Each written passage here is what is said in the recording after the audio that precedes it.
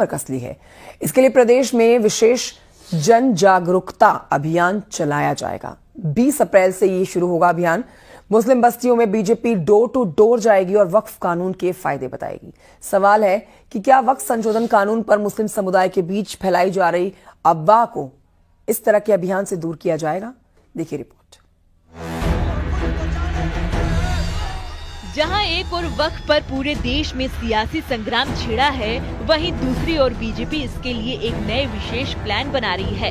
Party वक्फ संशोधन कानून को लेकर जन जागरण अभियान शुरू करने जा रही है।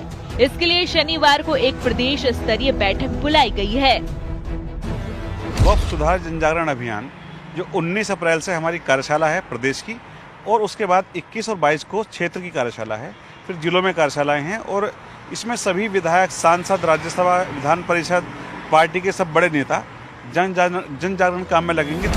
20 अप्रैल से बीजेपी वक्फ सुधार जन जागरण अभियान का आगाज करेगी और मुस्लिमों के बीच जाकर नए वक्फ कानून के फायदे बताएगी। वक्फ को लेकर के जो समाजवादी पार्टी और कांग्रेस मुसलमानों को भटकाने और बहकाने पर लगाकर दंगाई टोल बनाकर को धरने कराने चाहती है, उनको प्रशासन के सामने लाना चाहती है, उसकी नीयत है ये। लेकिन क्योंकि उसके सामने सही बिल जाना चाहिए, और सही बिल से किस तरह से मुसलमानों को फायदा होगा। दरअसल इस अभियान के तहत लोगों को जागरूक करना है कि कैसे वक्फ संशोधन कानून कैसे उनके लिए फायदेमंद है। ऐसे में पार्टी एक मंथन दो काज की ओर सोच रही है।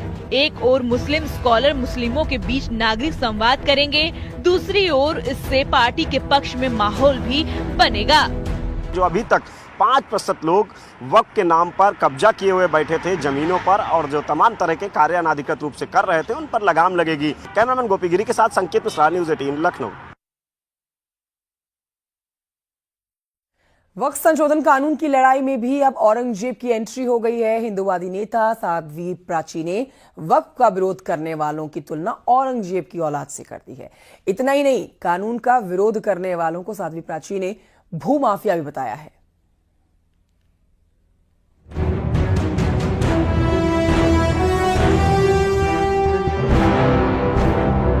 वक्फ संशोधन कानून पर सियासी संग्राम के बीच बयानवीरों का भी दौर जारी है। हिंदूवादी नेता साध्वी प्राची ने वक्फ संशोधन कानून के विरोध पर जमकर भड़ास निकाली और वक्फ संशोधन बिल का विरोध करने वालों की तुलना औरंगजेब की औलादों से कर दी। इस कानून से दिक्कत उन लोगों को हो रही है जो बड़े बड़े भूमाफिया है, और जो औरंगजेब की औलाद है ना, उनको सबसे ज्यादा दिक्कत। वहीं वक्फ के नाम पर बंगाल में हुई हिंसा पर भी साध्वी प्राची ने खुलकर बात की और हिंसा के लिए ममता बनर्जी को जिम्मेदार ठहराया। उन्होंने कहा कि इसके पीछे बड़ी साजिश है। पश्चिमी बंगाल को जो जला रहे हैं, एक सोची समझी साजिश ममता की है। ये ममता जलवा रही है हिंदुओं के घरों को। जो कश्मीर के हालात पैदा हुए थे ना, वो ऐसे ही। मैं तो सुनकर के कल मीडिया में दंग रह गई।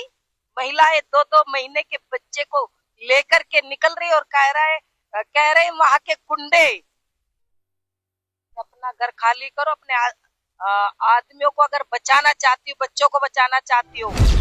आरोप तो यहाँ तक है कि वक्फ संशोधन बिल के नाम पर देश में माहौल खराब करने की कोशिश की जा रही है और दबाव बनाने की राजनीति की जा रही है। लेकिन माना यह भी जा रहा है कि गरीब मुसलमानों को मुख्य धारा से जोड़ने की कोशिश में जुटी सरकार भी पीछे नहीं हटने वाली। Bureau report, news 18।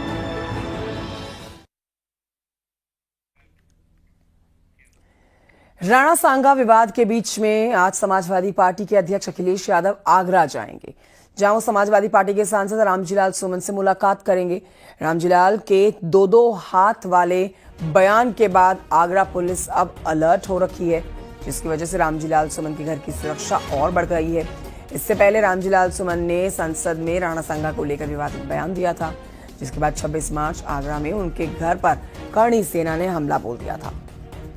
फिर अब रामजीलाल सुमन से मिलने के लिए सपा अध्यक्ष अखिलेश यादव जाने वाले हैं। इसको लेकर अब पुलिस अलर्ट हो गई है, क्योंकि रामजीलाल ने करणी सेना को चेतावनी देते हुए 2-2 हाथ करने के लिए कह दिया है।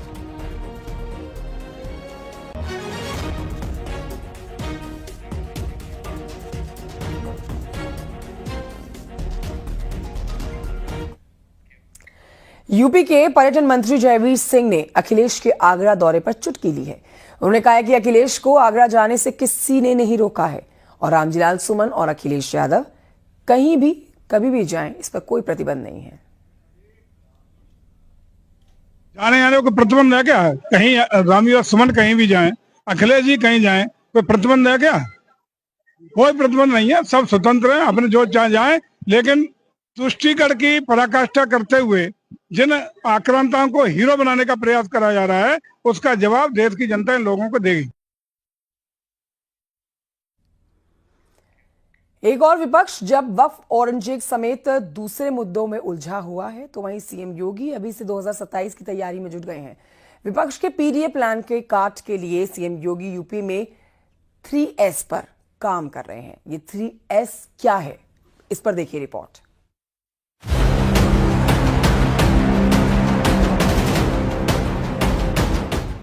साल 2027 में यूपी में तीसरी बार बीजेपी सरकार बनाने के लिए सीएम योगी अपने स्पेशल प्लान पर तेजी से जुट गए हैं।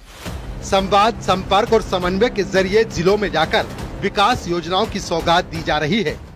जो पिछली सरकारों में रहते थे कि कुछ जिले ही केवल लाभान्वित होते थे, सिर्फ बिजली भी वहीं उन्हीं जिलों को पूरे टाइम मिलती थी। अब 75 के 75 जिले योगी आदित्यनाथ जी के नक्शे पर हैं और हर जिले में विकास हो, सड़क सुविधा हो, हाईवे जहां निकलने, कोई जिला अछूता ना रह जाए। विपक्ष के पीडीए की काट के लिए सीएम योगी यूपी में सुशासन और विकास के एजेंडे को साध रहे हैं। बीते कुछ दिनों में लखनऊ, आगरा, प्रयागराज, गोरखपुर, लखीमपुर और हरदोई समेत कई जिलों में पहुंचकर खुद सीएम योगी ने जनता को 50,000 करोड़ की विकास योजनाएं दी। विकास को लेके एक लगातार गति बनाए हुए है उत्तर प्रदेश सरकार, और ये काम 2018 से योगी आदित्यनाथ जी कर रहे हैं।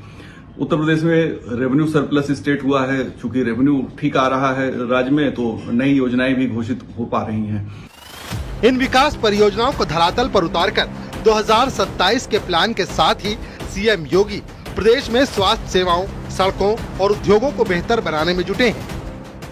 मुख्यमंत्री योगी आदित्यनाथ आगामी विधानसभा चुनाव जो वर्ष 2027 में होना है, उसमें बीजेपी की राह को आसान करने में जुटे हुए हैं। वहीं अगर विपक्ष की बात की जाए तो विपक्ष जहां बयानबाजियों में उलझा हुआ है, वहीं विकास के एजेंडे के सहारे मुख्यमंत्री योगी आदित्यनाथ विपक्ष के पीडीए की काट कर रहे हैं। कैमरामैन गोपीगिरी के साथ संकेत मिश्रा, न्यूज 18 लखनऊ।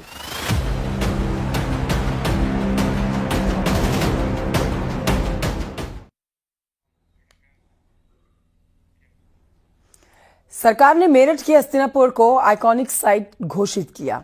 2022 में यहां पर एएसआई की तरफ से उत्खनन कार्य कराए गए थे। अब